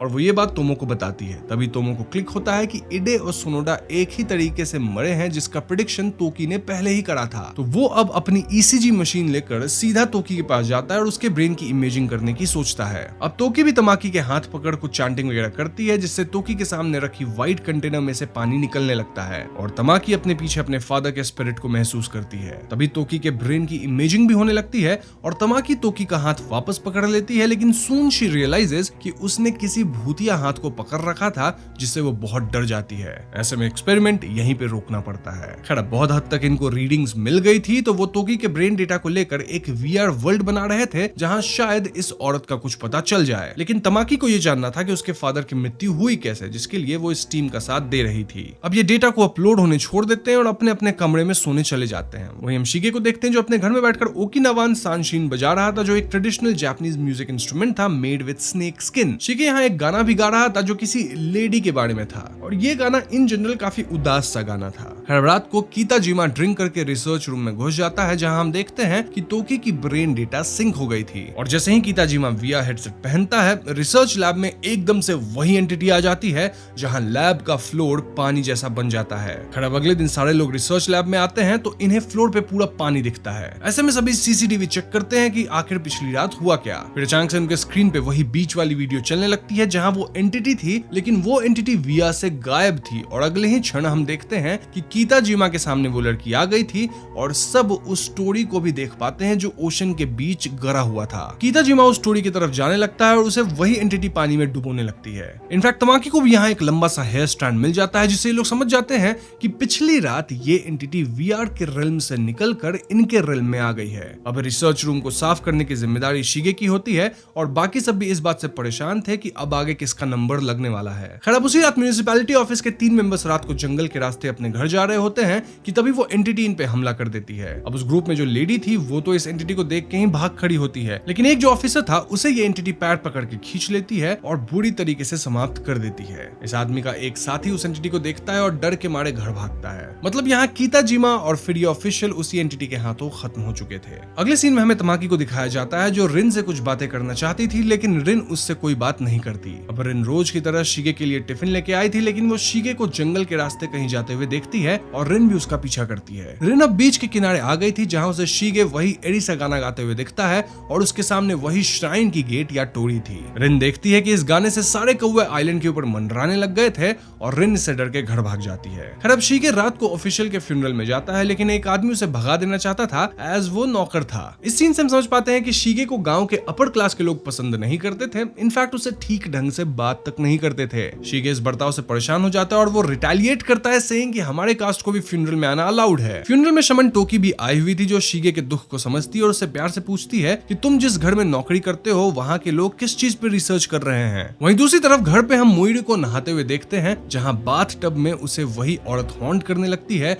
और वो एंटिटी अपने डरावने हाथों से मुइरी को छूती है, जिससे मुइरी का शरीर भी भयानक होने लगता है। ऐसे में मुइरी जोर जोर से चीखती है और अब घर के बाकी लोग उसे संभालते हैं और ये डिसाइड करते हैं कि वो प्रीस्ट टोकी से मदद लेंगे, क्योंकि जो कुछ भी हो रहा था वो कोई साधारण घटनाएं तो नहीं थी। तो इसके बाद कहानी आती है टोकी के घर पे, जहां वो इस रेड कपड़े में पहनी औरत की बैक स्टोरी सभी को बताने लगती है। तो ये स्पिरिट इमाजो नाम की एक औरत की थी जो काफी सालों पहले इस आइलैंड पे रहती थी। इमाजो एक स्लेव या नौकर जैसी थी जो अपने मालिक के लिए काम किया करती थी। इमाजो का मालिक उसके साथ गलत किया करता था और उसे काइंड ऑफ अपने साथ एज ए कंसॉर्ट रखता था, जिससे मालिक की पत्नी काफी नाराज रहती थी। अब मालकिन आए दिन अपने गुस्से के चलते इमाजो पे शारीरिक अत्याचार करती थी और एक बार तो हद ही हो गई जहां उसके मालकिन ने इमाजो को जंजीरों से बांधकर एक टोरी से लटका दिया। इनफैक्ट गांव वाले उसे पत्थर मारने लग गए। इससे इमाजो बेहोश हो गई और जब उसे होश आया तो वो हाई टाइड के कारण पानी के अंदर डूबकर खत्म हो गई। तो अब आप डॉट्स कनेक्ट कर पा रहे होंगे कि एंटिटी हमेशा जंजीरों में क्यों रहती थी या वो सभी को पानी में डुबोकर ही क्यों खत्म कर रही थी।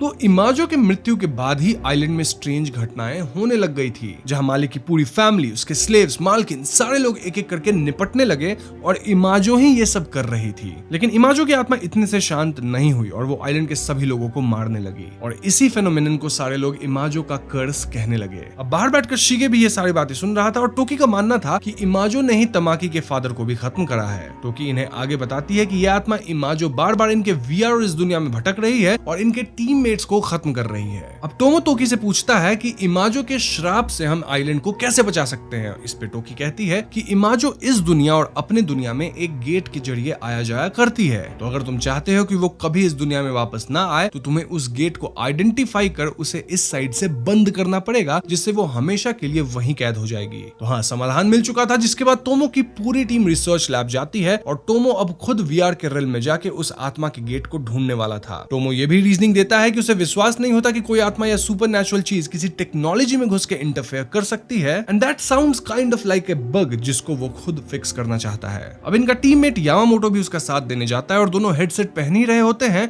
कि तभी मुइरी को वापस से इमाजो की आत्मा दिखती है जो उसे सभी के सामने रिसर्च लैब के फ्लोर में ऐसे डुबो देती है जैसे वहां कोई पॉन्ड हो। सो हाँ, अब टोमो के पास कोई और ऑप्शन नहीं था और वो जल्दी जल्दी लॉग इन कर वीआर में पहुंच जाता है, लेकिन ट्विस्ट यहाँ ये था कि यामामोटो उसके साथ अंदर नहीं जा पाता। जी हाँ दोस्तों, तो अब टोमो अकेले ही खुद को उसी बीच में टोरी के सामने पाता है और अंदर ओशन में इमाजो मुइरी को डुबो रही थी, लेकिन एन मौके पे टोमो इमाजो को पानी के अंदर खींच लेता है, जिससे म्यूरी इमाजो के चंगल से छूट जाती है। लेकिन टोमो तो खुद वहीं फंस चुका था। अब जैसे ही इमाजो म्यूरी को छोड़ देती है तो वो रियल वर्ल्ड में वापस आ जाती है, लेकिन टोमो रियल वर्ल्ड में बेहोश सा होने लगता है। अब इस पॉइंट पे तमाकी कहती है कि टोमो वीआर की दुनिया में इमाजो को लॉक करने गया है, लेकिन हम भी इसी बीच में उसके गेटवे ढूंढकर उसे खत्म कर देते हैं, जिससे इमाजो कभी भी इस दुनिया में नहीं आ पाएगी। मतलब ना गेट रहेगा ना ही इमाजो वापस आएगी। सो यस, म्यूरी अब सैटेलाइट की मदद से गेट को ढूंढने लगती है और उसे गेट मिल भी जाता है, जिसके बाद यामामोटो अपने सारे टूल्स वगैरह लेकर उसी आइलैंड के पार्ट की तरफ जाने लगता है जहाँ टोरी है। ये वही जगह है जहाँ हम शीगे को गाना गाते हुए सुने थे। वहीं दूसरी तरफ टोमो वीआर की दुनिया से अचानक कट ऑफ हो जाता है और रियल वर्ल्ड में उसकी बॉडी ठंडी पड़ जाती है। तभी वहां रूम में टोरी गेट आ जाती है और सारी लड़कियां उसे देख डर जाती हैं। अब क्योंकि टोरी गेट आ गया था तो इमाजो भी इनके आसपास घूमने लगी थी और वो टोमो के बॉडी को वापस डुबोने ले जाती है। तभी रियल लाइफ में यामामोटो श्राइन के गेट को कट कर देता है, लेकिन तब तक इमाजो उसको भी समाप्त कर देती है। वहीं रिसर्च रूम में शीगे आता है और वो अपने टूल से सारे मशीनरी को तोड़ने लगता है, सेइंग कि इमाजो को आजाद करो। अब मशीनरी टूट जाने से टोमो वापस आ जाता है, लेकिन शीगे इन सभी को धन्यवाद देता है, सेइंग कि तुम लोगों ने जो भी किया उसके लिए थैंक यू। अब सारी लड़कियां यामामोटो को ढूंढने जाती है, लेकिन जाते जाते तमाकी तोमोहिको से कह जाती है कि क्या तुमने ऐसी दुनिया बनाने की सोची थी जहां सारे लोग खत्म हो रहे हों। खैर अब टोमो को शीगे का ब्रेन डेटा मिलता है जहां हम शीगे के बचपन की कहानी जान पाते हैं। तो बात तब की है जब शीगे 9-10 साल का था और उसकी माँ अचानक से बिल्कुल बदल गई थी। उसकी माँ आइलैंड के मेल्स के साथ इंटीमेट हुआ करती थी और वो ये सारी हरकतें शीगे और अपने पति के सामने भी करा करती। आइलैंड के लोग कहने लगे कि शीगे की माँ को इमाजो ने पजेस करा है जिससे वो पागल हो गई है, लेकिन आइलैंड की औरतें तो उससे काफी गुस्सा थी, इसलिए वो शीगे की माँ को मारा पीटा करती थी। इनफैक्ट इस बात के लिए शीगे को भी उसके क्लासमेट्स बुली किया करते थे। शीगे स्टिल अपनी माँ को बचाया करता था, लेकिन एक रोज उसकी माँ उसके साथ भी गलत करने लग गई थी, जिसके चलते शीगे ने उसे खत्म कर दिया। मतलब ऐसा दिखाया तो नहीं गया है कि एग्जैक्टली कैसे उसने ऐसा किया, लेकिन हम ये समझ पाते हैं कि ऐसा ही हुआ था। ऑल्दो इस पूरे घटना की वजह से शीगे की लाइफ खराब हो गई और आइलैंड के लोग उसे एज ए स्लेव ट्रीट करने लगे। खैर प्रेजेंट टाइम में रिन शीगे के घर जाती है, जहाँ शीगे अपने सीक्रेट कमरे में बैठकर वही सॉन्ग गा रहा था और हम देखते हैं कि ये कमरा स्नेक के स्किन से भरा हुआ था, जहाँ रिन के बनाए हुए ओरिगामी स्वान्स भी लटक रहे थे। रिन के उस कमरे में आते ही शीगे बाहर से दरवाजा लगा देता है और उसे अंदर रहने को कहता है, क्योंकि उसके मुताबिक ये आइलैंड आज खत्म होने वाला है। अब ये कहानी तोकी भी तमाकी को सुना रही थी, जिसके बाद तमाकी सीधे शीगे के घर आती है, जहाँ उसे कमरे में रिन बंद मिलती है। अब अंदर जाते ही शी डिस्कवर्स कि शीगे के इस कमरे में भी एक टोरी है और शीगे इमाजो को इसलिए आजाद करना चाहता था क्योंकि कहीं न कहीं वो इमाजो में अपनी माँ को देखता था। मतलब उसकी वही माँ जिसके ऊपर आइलैंड के लोगों ने अत्याचार किया था, और देखा जाए तो इमाजो के ऊपर भी आइलैंड के लोगों ने अत्याचार किया था। एनीवेज तभी टोरी के पीछे वाली दीवार थोड़ी सी टूट जाती है और वहां ये दोनों शीगे की माँ की डेड बॉडी को देख पाते हैं। मतलब शीगे ने अपनी माँ को समाप्त कर दिया था, लेकिन उसे एज ए गॉड मानता था, तभी तो वो उनके समाधि के सामने एक टोरी लगाया हुआ था। वहीं दूसरी तरफ शीगे भी आइलैंड में घूम घूम कर अपने माँ को इस आइलैंड में बुला रहा था, जहां वो बहुत सारे ओरिगामी स्वान्स उड़ाता है और खुद को समाप्त कर लेता है। एनीवेज तो अब रिन तमाकी को भी उसी जगह ले जाती है जहां उसने शीगे को देखा था, और ऐसा ही श्राइन गेट था। तो अब तमाकी, रिन, म्यूरी, मियो सारे उसी टोरी के पास इकट्ठा होते हैं जहां से इमाजो इस दुनिया में आती थी, और ये लोग डिसाइड करते हैं कि इस गेट को ये हमेशा के लिए खत्म कर देंगे। तो जैसे ही वो लोग इस गेट को जलाने वाले थे कि तभी इमाजो तमाकी पे झपटती है, लेकिन इससे पहले कि वो तमाकी को चोट पहुंचा सके, तोमो अपना वीआर हेडसेट पहन के उसी बीच में पहुंच जाता है और वो इमाजो को रोक लेता है, जिससे इमाजो वापस पानी में गिर जाती है और इन लोगों को मौका मिल जाता है उस गेट को जलाने का। इसका मतलब ये दोस्तों कि तोमो अपने आप को सैक्रिफाइस कर दिया, जहां उसने खुद ही इमाजो को पकड़कर उसे पानी में डुबो दिया, और इससे इमाजो वापस कभी नहीं आ पाएगी। तो हाँ, रियल लाइफ में टोरी के जलते ही इमाजो की आत्मा भी जलने लगती है और तमाकी वापस रिसर्च रूम में भागती है। हम देखते हैं कि तोमो दूसरे रेल्म के पानी में डूबने ही वाला था कि तमाकी उसे बाहर से आवाज लगाती है और तोमो को उस रेल्म से बाहर खींच लाती है। जी हाँ दोस्तों, टोमो जो कि खुद को सैक्रिफाइस करने गया था वो भी यहाँ बच गया है, और हम पहली बार टोमो को तमाकी को अपनाते हुए देखते हैं, जहाँ दोनों एक दूसरे को हक करते हैं। इस पॉइंट पे ऐसा लगता है कि सब कुछ बिल्कुल ठीक हो गया है। अब हादसे के कुछ दिन बाद हम तमाकी और तोमो को फेरी से वापस लौटते हुए देखते हैं, जहाँ तमाकी को एक पल के लिए ऐसा लगता है कि उसने वापस से समुद्र में गड़े उस टोरी को देखा है, और शीगे उसके सामने बैठ वही गाना गा रहा है, लेकिन अगले ही पल सब ठीक हो गया था। तमाकी और टोमो भी आपस में एक दूसरे को अपना लेते हैं, ऑल्दो उन्हें इस हादसे का ट्रॉमा था, स्टिल वो अब एक दूसरे के साथ थे, बीइंग देयर सपोर्ट। मूवी के एंडिंग सीन में हम रिन को शीगे का शिनशिन बजाते हुए देखते हैं, जो सेम गाना गा रही थी और धीरे धीरे खुद भी समुद्र में सम्मिलित हो जाती है।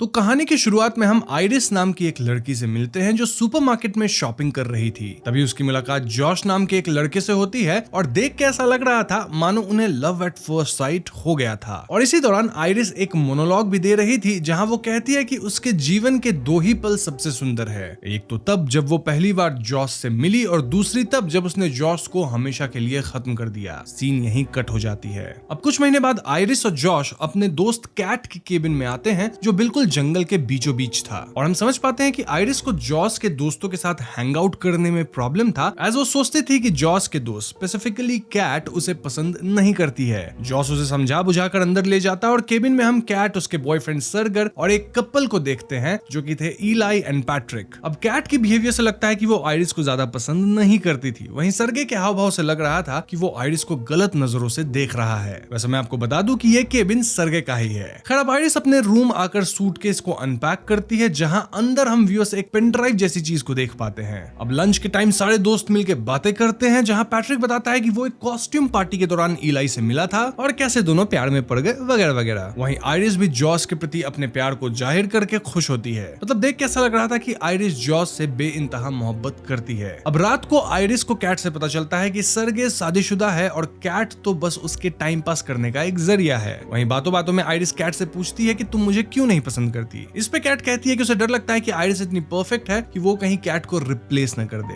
ये सुन आयरिस थोड़ा सरप्राइज हो जाती है और कहती है कि ऐसा कभी नहीं होगा। मोरओवर आयरिस खुद कैट की तरह कॉन्फिडेंट एंड फियर्स बनना चाहती है। खैर, तो आगे सारे मिलकर डांस वगैरह करने लगते हैं, जहां जॉस कैट के साथ कुछ बातें करता है और ये देख आयरिस जलती है। इनफैक्ट वो जॉस के साथ डांस भी करने लगती है। उसी रात आयरिस और जॉस इंटीमेट भी होते हैं और जॉस का एटीट्यूड ऐसा था कि वो तो बस आयरिस को यूज कर रहा है। खैर, अब अगले दिन जॉस आयरिस से कहता है कि वो अकेले ही पास के लेक से घूम आए क्योंकि उसे रेडी होने में थोड़ा टाइम लगेगा। आयरिस भी जॉस की बात मान लेती है और हम व्यूअर्स देखते हैं कि आयरिस के कमरे से निकलते ही जॉस अपने फोन के साथ वही पेन ड्राइव को प्लग इन कर कुछ तो करने लगता है। वहीं आयरिस अब लेक व्यूइंग वाले प्लेस पे पहुंचती है और अचानक आयरिस को उसके पॉकेट में एक नाइफ मिलता है। तभी वहां सरगे भी आ जाता है और आयरिस उसे देख घर वापस जाने लगती है, क्योंकि ऑब्वियसली आयरिस सेंस कर ली थी कि सरगे का इरादा सही तो नहीं है। स्टिल सरगे आयरिस को बहला फुसलाकर अपने साथ बैठा लेता है और तो और आयरिस से कहता है कि वो उसके बैक पे थोड़ा सनस्क्रीन अप्लाई करने में मदद करेगा। अब आयरिस ऐसा करना तो नहीं चाहती थी, लेकिन क्योंकि वो अपने होस्ट को ऑकवर्ड फील नहीं करवाना चाहती थी तो वो उसका कहा मान लेती है। उसी दौरान सरगे आयरिस के साथ गलत करने लगता है और आयरिस उसे एक ग्लास बॉटल से हिट कर देती है। सरगे अब गुस्सा होकर आयरिस को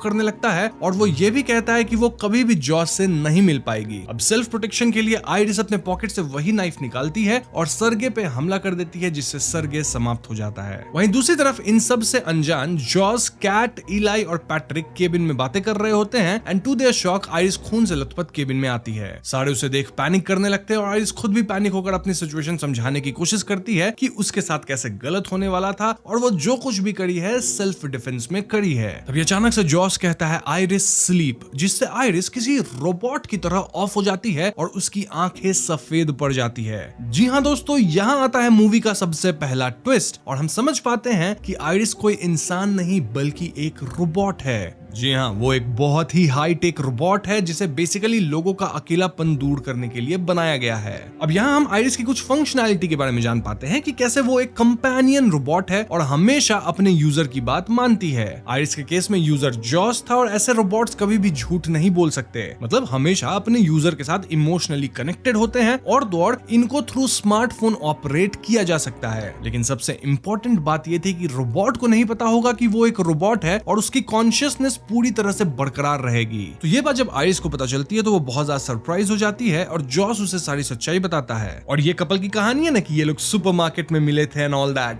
वेल ये भी आयरिस की प्रोग्रामिंग का पार्ट था, मतलब ऐसा कुछ एक्चुअली में हुआ नहीं था। जॉस बताता है कि आयरिस को एम्पैथिक्स कंपनी वाले घर डिलीवर करने आए थे और उसने प्रॉपर टर्म्स एंड कंडीशंस पढ़ के उसे परचेज करा है। आयरिस के साथ यूजर को एक लव लिंक सेट करना पड़ता है और हाँ, उसमें ये भी प्रोग्रामिंग है कि वो कभी भी किसी इंसान या जानवर को हार्म नहीं कर सकती। लेकिन सोचने वाली बात ये थी कि आज आयरिस ने ऐसा क्यों किया, मतलब सरगे को समाप्त क्यों की वो। खैर ये सब सुन आयरिस कहती है कि ऐसा कैसे हो सकता है क्योंकि वो तो ह्यूमन इमोशंस को फील कर सकती है। इस पे जॉस उससे बार बार कहता है कि ये बस तुम्हारे ब्रिलियंट प्रोग्रामिंग का पार्ट है, नथिंग एल्स। इसी बातचीत के दौरान जॉस ने आयरिस को चेयर से बांध रखा था और पीछे से कैट आकर जॉस को आयरिस को शट डाउन करने को कहती है। अब अगले सीन में कैट और जॉस प्राइवेटली बातें करते हैं जहां एक और बड़ा रिविलेशन होता है कि आयरिस को यहाँ केबिन में लाना और उससे सरगे को खत्म करवाना, ये सब कैट और जॉस का प्लान था। जी हाँ दोस्तों, यहाँ आया एक और ट्विस्ट। बेसिकली हम समझ पाते हैं कि कैट अपने बॉयफ्रेंड से परेशान थी क्योंकि वो एक बहुत घटिया किस्म का आदमी था और इसीलिए कैट और जॉस दोनों सरगे के खत्म हो जाने पर बहुत खुश थे। अब हुआ यह था कि आज सुबह जब जॉस ने आयरिस को बाहर भेज दिया था ना, तब उसने आयरिस के हार्मलेस होने वाली सेटिंग को ऑफ कर दिया था और तो और वही आयरिस के पॉकेट में नाइफ भी रख दिया था जिसे आयरिस सेल्फ डिफेंस के टाइम यूज कर सके। मतलब यहाँ सभी चीजों के पीछे का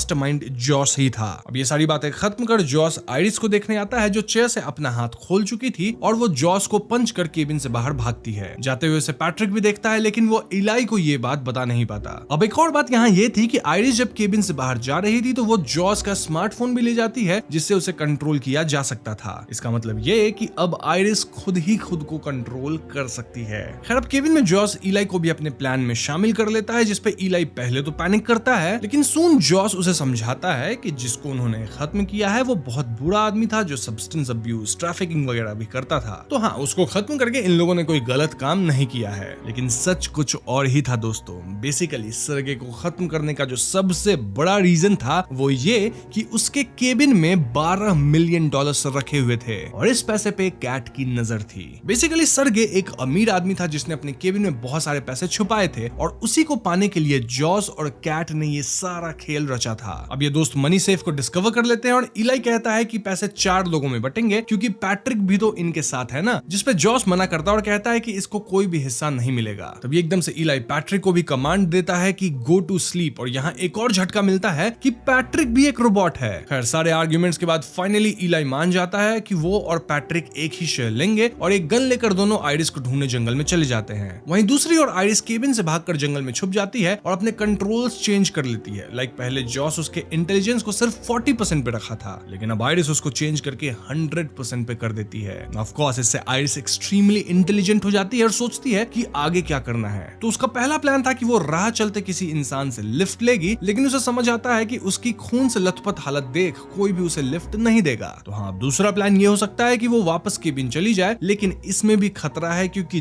जॉस आयरिस को खत्म कर सकता था। इसलिए आयरिस तीसरा ऑप्शन अपनाती है जहां वो छुप कर जॉस के कार तक पहुंचेगी और कार को स्टार्ट करके बेसिकली कमांड देके टाउन में चली जाएगी। वैसे आयरिस छुपते छुपाते केबिन की तरफ भागने लगती है। वहीं जंगल में चारों दोस्त 2-2 की टीम में बटकर आयरिस को ढूंढते हैं और एक पॉइंट पे तो आयरिस इलाई और पैट्रिक के सामने आ जाती है और कैसे भी एक पेड़ के पीछे छुपती है। उसी दौरान इलाई और पैट्रिक अपने रिलेशनशिप के बारे में बात करते हैं जहां इलाई को सच में पैट्रिक से प्यार था। इसके चलते दोनों एक दूसरे को किस करते हैं लेकिन अचानक इलाई को आभास हो जाता है कि पेड़ के पीछे आयरिस छुपी है जिसके चलते वो उस पर गोलियां बरसाने लगता है। अब कैसे भी आयरिस को इलाई पकड़ लेता है और दोनों के बीच हाथापाई होती है जिसमें गोली चल जाती है और ये गोली इलाई को ही लग जाती है। और अगर गोली लगी है तो क्या होगा? वेल, वो समाप्त हो गया। ऐसा ही बोलना पड़ता है यूट्यूब के कारण। खैर तब तक वहां कैट और जॉस भी आ गए थे और आयरिस उन्हें देख केबिन की तरफ भागने लगती है। वो झट से आकर जॉस के कार के अंदर बैठ जाती है और तब तक जॉस भी आयरिस के पीछे पीछे आता है लेकिन लकीली तब तक आयरिस खुद को कार में लॉक कर चुकी थी। अब आयरिस तो यही प्लान करी थी कि उसके वॉइस कमांड से कार चलने लगेगी लेकिन ऐसा नहीं होता।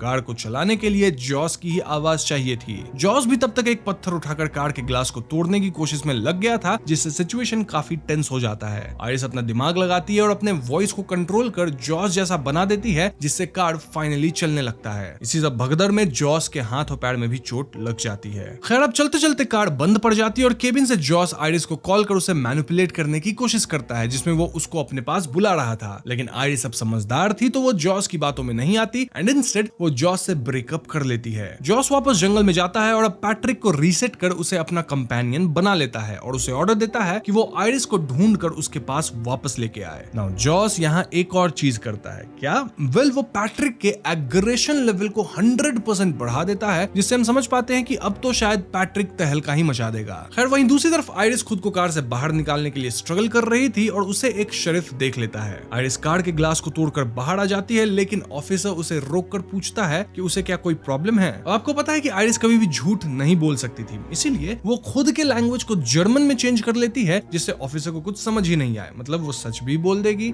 और सामने वाले को कुछ समझ भी नहीं आएगा। लेकिन बात करते करते शरीफ को कुछ गड़बड़ मालूम होता है और वो कार में एक खून से लथपथ नाइफ भी देख लेता है। इससे वो समझ जाता है कि आयरिस जरूर कोई कांड करके भागी है और वो उसे हैंडकफ कर देता है। तभी पीछे से वहां पैट्रिक आता है जो शरीफ से भिड़ जाता है और कुछ ही पंचेस में वो शरीफ को समाप्त करता है। इसी मौके का फायदा उठाकर आयरिस वहां से भागने की कोशिश करती है लेकिन पैट्रिक उसके कंट्रोल्स को छेड़छाड़ कर उसे केबिन वापस ले आता है। अब अगले सीन में कैट और जॉस देखते हैं कि पैट्रिक ने शरीफ को समाप्त कर दिया है और वो आयरिस को अंदर सोफा पर बिठा देते हैं। देखा जाए तो इनकी मुसीबत अब और भी बढ़ने वाली थी क्योंकि यहाँ एक नहीं बल्कि 3 जान जा चुकी थी। अब इस सबसे परेशान होकर कैट एक सूटकेस में सर्गे का आधा पैसा भर के घर से निकलने लगती है और जाते जाते वो जॉस से ये भी कन्फेस करती है कि सर्गे एक बुरा पति और बॉयफ्रेंड तो था लेकिन वो कोई इलीगल काम नहीं करता था। लाइक वो एक नॉर्मल गाय था, लेकिन क्योंकि जॉस उसे गलत लाइट में देखता था तो कैट ने उसके इसी इग्नोरेंस का फायदा उठाया और जॉस को मैनिपुलेट किया कि वो ये सब प्लान करे। मतलब सबसे बड़ा गेम तो यहाँ कैट खेल गई एंड ऑफ कोर्स जॉस इससे हर्ट था और वो कैट को अपने पास रोकना चाहता था, लेकिन कैट उससे कहती है कि वो उसकी रोबोट नहीं है तो वो उसे कंट्रोल नहीं कर सकता है। जॉस को गुस्सा आ जाता है और वो पैट्रिक को कैट को रोकने कहता है और जैसा हम जानते हैं कि पैट्रिक का एग्रेशन लेवल 100 था और ऐसे में वो कैट पे काइंड ऑफ हमला कर देता है, इस तरह का हमला जिससे कैट भी समाप्त हो जाती है। सो द पॉइंट इज कि अब इंसान सिर्फ जॉस बचा है और मामला यह था कि जॉस आयरिस के कपड़े वगैरह चेंज करवा कर उसे अपने सामने डिनर टेबल पे बिठाता है और यहाँ दोनों एक दूसरे को कन्फ्रंट करते हैं। जॉस का मानना था कि आयरिस की वजह से ही केबिन में सारे लोगों की जान गई है, वहीं आयरिस जॉस को रियलिटी चेक देते हुए कहती है कि जॉस के साथ जो कुछ भी हुआ है वो उसकी लालच के कारण हुआ है। आयरिस बेसिकली यहाँ प्रूव करती है कि जॉस एक बहुत लोनली और डिप्रेस्ड आदमी है और इससे जॉस गुस्सा होकर आयरिस के इंटेलिजेंस को 0 पसंद कर देता है। मतलब जॉस को अच्छा नहीं लग रहा था कि एक रोबोट उससे स्मार्ट है, इनफैक्ट उसे जज कर रही है।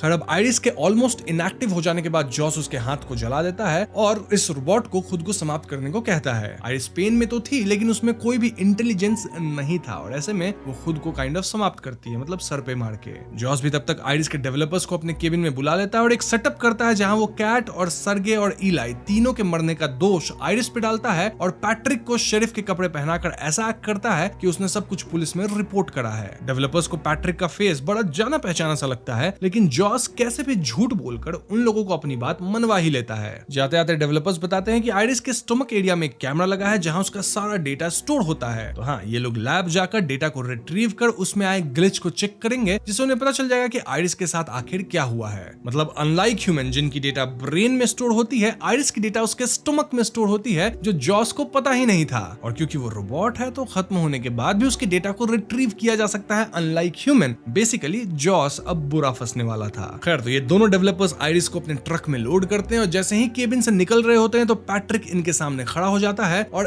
एंड मोमेंट में डेवलपर को याद आता है कि पैट्रिक भी उन्हीं के कंपनी का रोबोट है। लेकिन तब तक बहुत देर हो जाती है और पैट्रिक एक डेवलपर को समाप्त कर देता है। वहीं इसी चक्कर के दौरान आयरिस भी ट्रक में हील होने लगी थी और वो ट्रक से निकलकर भाग जाती है। अब पैट्रिक दूसरे डेवलपर टेडी के पीछे पड़ा था और एक जगह आकर टेडी को सारे लोगों की लाश मिल जाती है। तभी पैट्रिक डेवलपर को पकड़ लेता है, लेकिन पीछे से आयरिस पैट्रिक पे टेजर गन से हमला करने लग जाती है, लेकिन एक रोबोट दूसरे को खत्म नहीं कर सकता था। तभी आयरिस पैट्रिक को याद दिलाती है कि जॉस उसे प्यार नहीं करता, बस उसका यूज कर रहा है। आयरिस पैट्रिक को इलाई के बारे में याद दिलाती है कि कैसे इलाई उसे सच्चा प्यार करता था और ये सब सुन के पैट्रिक भी अपनी ओल्ड डेटा रिट्रीव कर लेता है। इनफैक्ट वो पास ही में इलाई की बॉडी को देख काफी दुखी हो जाता है। मतलब एक रोबोट होने के बावजूद वो टेजर से खुद को ही समाप्त कर लेता है। तो हाँ, इस पॉइंट पे पैट्रिक रोबोट की भी कहानी समाप्त हो चुकी है, बट टेडी बच चुका है और ऐसे में आयरिस उससे एक मदद मांगती है। वहीं केबिन में जॉस सर्गे का पैसा लूटकर भागने की फिराक में था कि तभी उसे सामने आयरिस दिखाई देती है। आयरिस रिवील करती है कि टेडी ने उसके सिस्टम या प्रोग्रामिंग में सुधार कर उसे सेल्फ रिलायंट बना दिया है, जिसका मतलब ये था कि अब आयरिस को कोई और कमांड नहीं दे सकता है, नॉट इवन जॉस। तो हाँ, अब आयरिस जॉस को गन पॉइंट पे लेके उसे डराती है, लेकिन जॉस कैसे भी आयरिस को इमोशनल कर उससे वो गन ले लेता है। इसके बाद एज यूजुअल जॉस आयरिस को चोटिल करने लगता है। मतलब अब भी जॉस का घमंड टूटा नहीं था। एक टाइम पे तो जॉस खुद को आयरिस पे इंपोज करते हुए कहता है कि कहो मैं ही तुम्हारा सब कुछ हूँ, जिस पे आयरिस कहती है कि जॉस ही उसका सब कुछ है। लेकिन एंड मोमेंट पे आयरिस के हाथ एक कॉर्क स्क्रू ओपनर लग जाती है जिससे वो सीधे जॉस पे हमला कर देती है। हम देखते हैं कि जॉस की दिमाग की नसें फट चुकी है और तो और उसकी एक आंख बिल्कुल सफेद पड़ जाती है, इंडिकेटिंग